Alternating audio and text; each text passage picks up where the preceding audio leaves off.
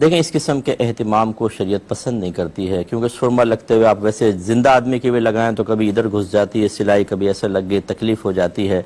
مردے کے ساتھ اس قسم کا کوئی بھی معاملہ کرنا جائز نہیں ہوتا کہ جس سے اس کو تکلیف پہنچے۔